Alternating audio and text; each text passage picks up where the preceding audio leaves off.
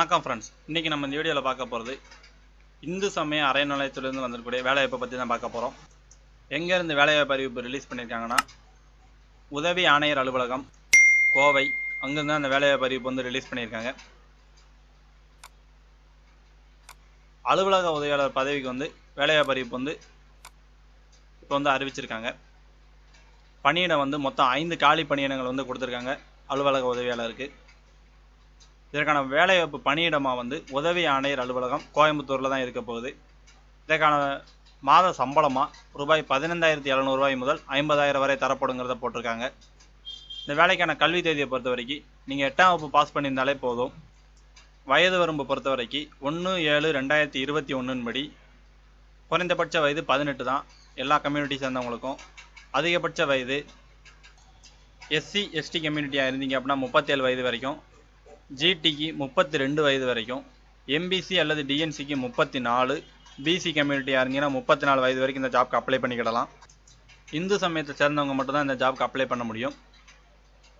நீங்கள் இந்த வேலைக்கு ஆஃப்லைனில் தான் அப்ளை பண்ணணும். அப்ளிகேஷன் ஃபார்ம் வந்து இவங்களுடைய அஃபிஷியல் வெப்சைட்டான tnhrc.org போய் டவுன்லோட் பண்ணிக்கிடலாம்.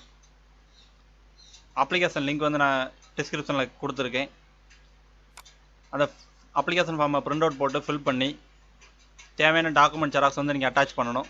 அது எதெல்லாம் அப்படின்னா, பெயர் மற்றும் முகவரிக்கு வந்து எவிடென்ஸாக வந்து ஜெராக்ஸ் சர்டிஃபிகேட், நீங்கள் 8ஆம் வகுப்பு பாஸ் பண்ணதுக்கான சர்டிஃபிகேட், ஸ்கூல் டிசி ஜெராக்ஸ், ஜாதி சான்றிதழ் ஜெராக்ஸ், எம்ப்ளாய்மெண்ட்டில் ரிஜிஸ்டர் பண்ணியிருப்பீங்க அந்த employment card xerox, smart card அல்லது ரேஷன் கார்டோட ஜெராக்ஸ், ஆதார் கார்டு ஜெராக்ஸ், நீங்கள் முன்னுரிமை எதுவும் கேட்க போகிறீங்க அப்படின்னா அதுக்குரிய சர்டிஃபிகேட், ப்ளஸ்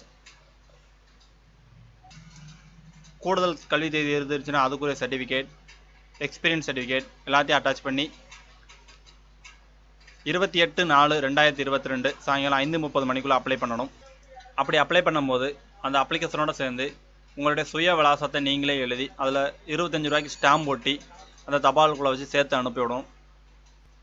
தபால் அனுப்ப வேண்டிய முகவரி வந்து உதவி ஆணையர் அலுவலகம், இந்து சமய அறநிலையத்துறை, டாக்டர் பாலசுந்தரம் ரோடு, கோவை 18.